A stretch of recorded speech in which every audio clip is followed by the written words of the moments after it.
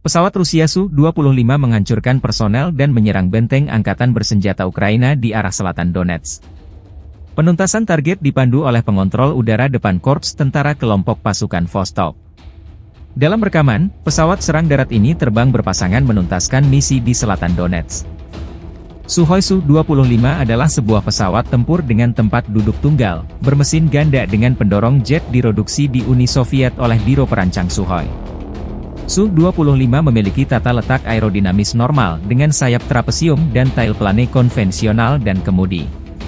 Beberapa logam yang berbeda dalam jumlah yang berbeda yang digunakan dalam konstruksi badan pesawat, 60% aluminium, 19% baja, 13,5% titanium, 2% magnesium alloy, dan 5,5% material lainnya. Semua versi dari Su-25 memiliki sayap cantilever logam.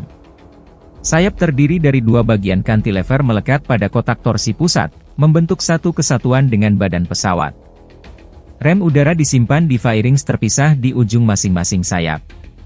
Setiap sayap memiliki 5 cantelan untuk pengangkutan senjata.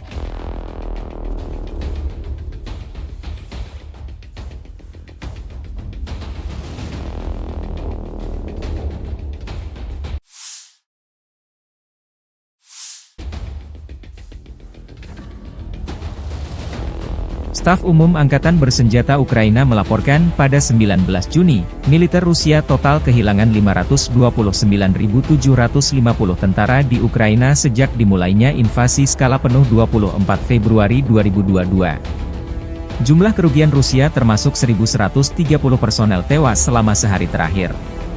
Pasukan Vladimir Putin juga total kehilangan 7.984 tank, 15.319 kendaraan tempur lapis baja, 19.078 kendaraan dan tangki bahan bakar, 14.007 sistem artileri, 1.104 sistem roket peluncur ganda, 857 sistem pertahanan udara, 359 pesawat terbang, 326 helikopter, 11.221 pesawat nirawak, 28 kapal dan perahu, dan 1 kapal selam.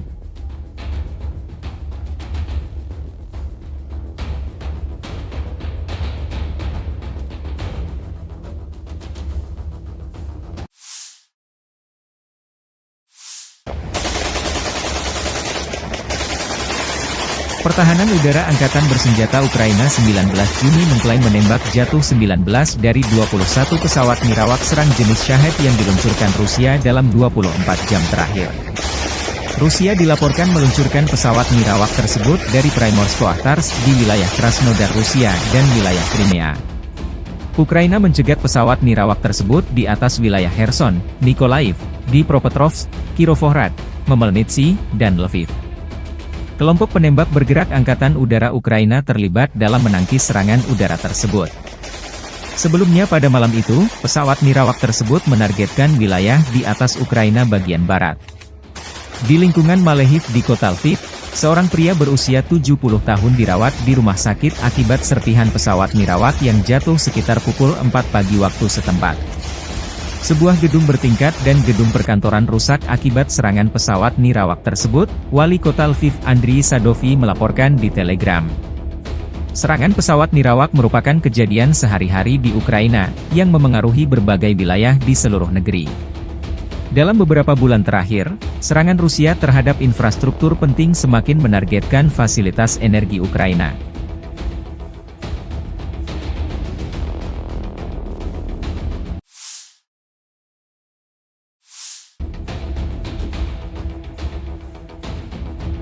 Angkatan Bersenjata Rusia merilis rekaman roket termobarik TOS-1A membombardir pertahanan Ukraina.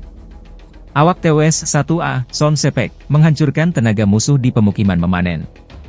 Spesialis RCBZ dari Angkatan Darat ke-36 memberikan pukulan telak dengan peluru termobarik 220 mm pada posisi Angkatan Bersenjata Ukraina, membakar tempat perlindungan, observasi, dan benteng musuh yang terkubur, demikian keterangan videonya 19 Juni.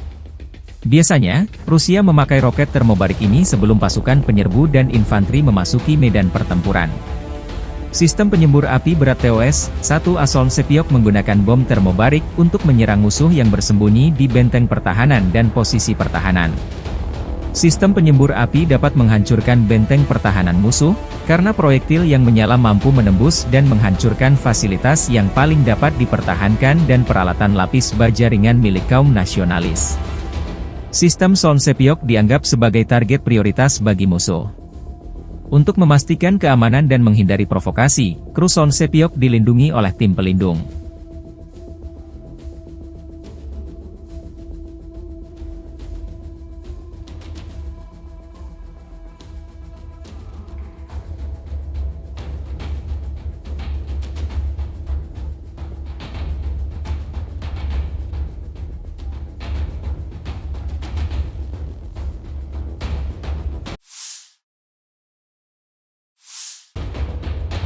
Amerika Serikat mendesak pemerintah Cina menghentikan dukungannya terhadap Rusia di Ukraina. Desakan ini disampaikan Menteri Luar Negeri AS Antony Blinken 18 Juni dikutip media-media Barat. Mesin perang Rusia diaktifkan oleh dukungan Tiongkok yang harus dihentikan, kata Menteri Luar Negeri AS Antony Blinken. Berbicara pada konferensi pers bersama dengan Sekretaris Jenderal NATO Jens Stoltenberg, kedua pejabat teras tersebut mengkritik kebijakan Beijing dan hubungannya dengan Kremlin. Meskipun Tiongkok secara resmi mempertahankan sikap netral terhadap perang skala penuh Rusia di Ukraina dan menyangkal memberikan bantuan mematikan, Beijing dan Moskow terus memperkuat hubungan mereka, yang ditegaskan oleh kunjungan Presiden Rusia Vladimir Putin ke pemimpin Tiongkok Xi Jinping pada Mei lalu. Blinken mengatakan Tiongkok memberikan dukungan yang memungkinkan Rusia untuk menjaga pangkalan industri pertahanan itu tetap berjalan, untuk menjaga mesin perang tetap berjalan, untuk menjaga perang tetap berlangsung. Jadi itu harus dihentikan, kata Blinken dilansir AFP. Dalam pernyataan yang serupa dengan yang dibuatnya pada 17 Juni, Stoltenberg mengatakan Tiongkok harus menghadapi konsekuensi jika terus mendukung Rusia. Cina tidak bisa mendapatkan keduanya. Mereka tidak bisa terus memiliki hubungan dagang normal dengan negara-negara di Eropa dan pada saat yang sama memicu perang terbesar yang pernah kita lihat di Eropa sejak Perang Dunia Kedua, kata Stoltenberg mengenai Cina.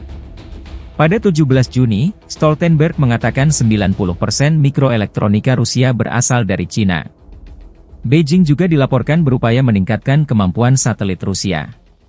Cina membantah memberikan bantuan militer kepada Rusia dalam perang skala penuh melawan Ukraina. Pada saat yang sama, Amerika Serikat sebelumnya menuduh Cina memberikan Rusia setiap dukungan di balik layar terhadap perangnya di Ukraina, menggambarkan tindakannya sebagai destabilisasi di jantung Eropa.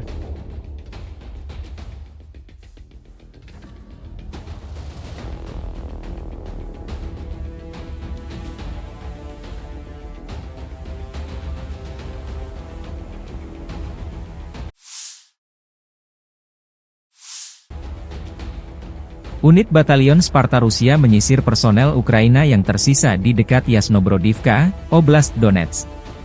Penyisiran oleh pasukan penyergap dipandu drone pengintai. Drone merekam sejumlah personel Ukraina mencari tempat persembunyian di hutan. Rencana menghindar dari Rusia berantakan setelah drone penyerang datang. Jumlah kerugian personel Ukraina tidak dilansir. Tidak ada musuh dibiarkan tersisa di sini, demikian keterangan video Sparta 19 Juni.